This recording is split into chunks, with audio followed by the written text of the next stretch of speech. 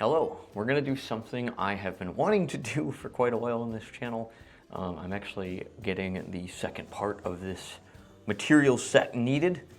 We're going to start talking about my favorite band and their albums, and I want to talk about them because I feel like they need some more attention. So today we're going to take a look at the Hip Abduction's first album, as I hide my face, called One Less Sound.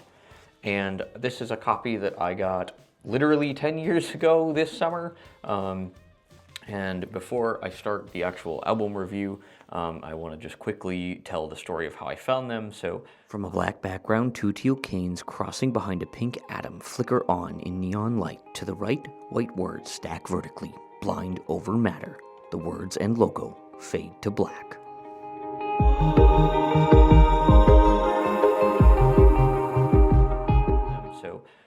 At the time I found these guys, was living with the family I grew up with in a house where it was very clear that I was not part of the family. And I felt like I needed to get out and do something. And so on a random Friday night in June of 2016, I walked down to this little music festival that our town had. And literally these guys just happened to be the act that night. And the song that they opened with is not on this album, but I will never forget that opening. And I actually don't know if they played much from this album because they were just promoting or playing a lot of things off of an album we'll look at coming up. But today it's all about One Less Sound. To be honest, this is probably one of my favorite albums that the Hip Abduction have done.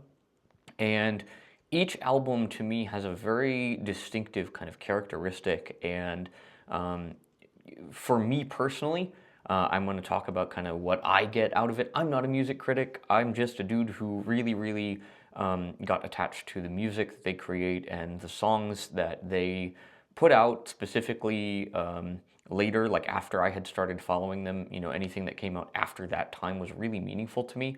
But this album is awesome. It was originally released on October 29th, 2011. It's a 41-minute album featuring 11 songs. I'm going to go song by song. And I can't play it, but I highly recommend that you go and pick this up for yourself. The reason I still have an unopened CD is because I don't have a CD player. And I bought all of these albums on site following the concert that I saw. I got to meet Matt, who's the drummer, and Matt Pointer. I will stop here and put my little video from the end of the concert where I was just having a good old time. Here's 18-year-old me freaking out.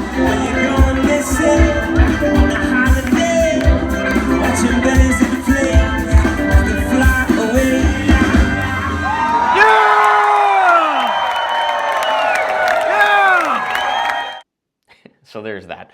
Okay, now, I think this album to me kind of gives like road tripping, driving vibes, exploration, and kind of being a person and some of the complexities that come with it. And that really kicks off with, honestly, my favorite Hip Abduction song just in general, and that is Someday I'm Going Away. And I literally have, I haven't put it like in my will, but I want this song played when I die. This song to me speaks so much to the human experience, and the lyrics are kind of abstracty, but I don't know why, and maybe it's just because of this band and the journey I've been on with them in their music over the last 10 years, but it's a very distinct place that I get to go when I listen to this song, and it's actually one of the songs I'd really like to learn as I pick up the drums, because I really like the rhythm of it. It's a very meaningful song to me because I feel like it's to me, now I'm not trying to imply that I know everything about what anyone was thinking when this was written, but to me this song really speaks to the experience of dying in a very real way of like someday. The second verse, there's a line that says, someday I'm going away, from the madness of the crowd, there'll be one less sound. And I love that imagery of like, there will be one less sound in the crowd, but number one, the crowd is still there. And also, just because I'm going away from it doesn't mean that that's a bad thing. I love that song. Listen to it, enjoy it. Song number 2, Driving for the Sun. Man, talk about going from death to life. And this song is so happy. There's a few songs from these guys that if I ever get the chance to um, make someone rent a car and I can like ride on the Pacific Coast Highway in like California, there's a few songs that I would really like to hear as I do that, and this is one of them. It's just such a grooving kind of that upbeat reggae feel, and this band does such an amazing job. This album again to me speaks a lot of that road trip and open air, reggae feeling. They do something different with each album that is just really fun to ride along with and enjoy, and Driving for the Sun definitely speaks to that. Sun King is track 3, and I think this song is really fun. For some reason, when I first started listening to these guys, I kind of would skip this song. I didn't dislike it, I just wouldn't listen to it because I liked a lot of the other songs more. And only, I would say, in the last like few years and hearing some of the live versions of things that they've done, have I found this again, and I'm like, oh, this is actually a really fun song. There's a really nice guitar riff that kind of repeats and will get stuck in your head. It's a really fun kind of upbeat song. I'm a fan. Number 4, The Stone. This is where we get into the exploration, the human element of this album. And this song, it reminds me in some ways of like the way I hear things, the way Bob Dylan writes some songs, where it's like there's a story here. There's like a poetry to this that I can't quite like wrap my mind around exactly, but I love the storytelling in this song. The lyrics are really fun. It's got this really catchy, very upbeat guitar to it, and the guitar that I think it's David New plays on this album is just really fun. And The Stone definitely fits that, and definitely again speaks to like the road tripping, exploring vibe. Love Foundation is, speaking of 5, which we are now because it's track 5. Love Foundation is such a fun song. It's very reggae. You got some fun drum fills in here. Excuse me. It's just a really fun track. I really hope at some point this album gets put to vinyl because I want to get into vinyl, and the first vinyls that I bought were all of the available ones that I could get from these guys. So those will be coming later this week and will help me do the rest of their album reviews. So Love Foundation is just really fun. All I need is a love foundation is such a cool line, and I like it a lot. Now, track number 6, and I'm probably going to pronounce this wrong, but I'm going Gamni. I love this song so much. It is so peaceful. And, you've been hitting, again, to me, you start this album off literally with death and life and the light of being a person and kind of exploring who you are and where you belong in the world. And then Gamni comes along and it reminds me of waves and kind of the tide.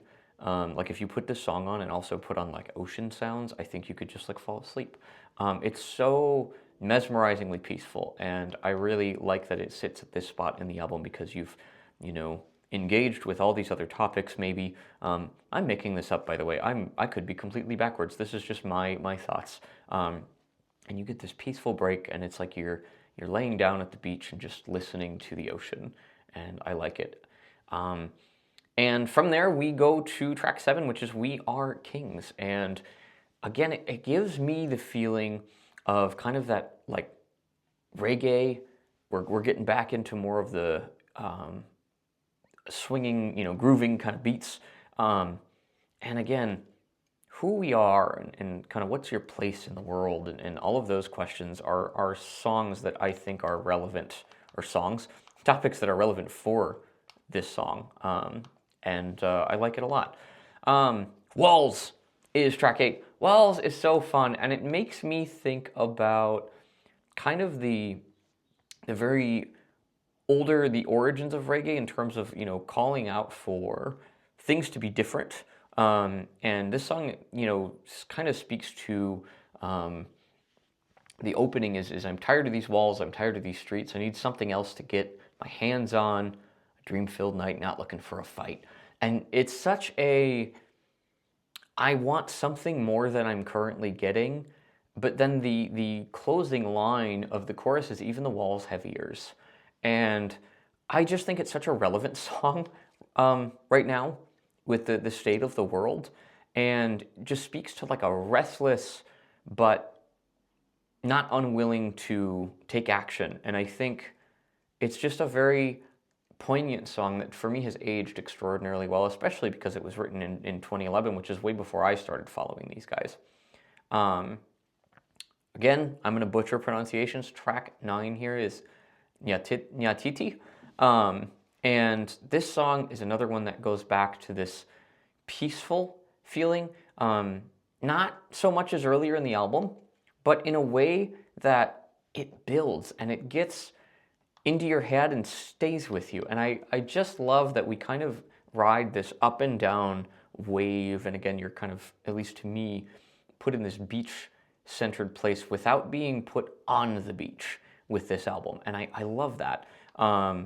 Yeah, this is such a fun song. I like it a lot. And we move to track 10, which is When the War Is Over.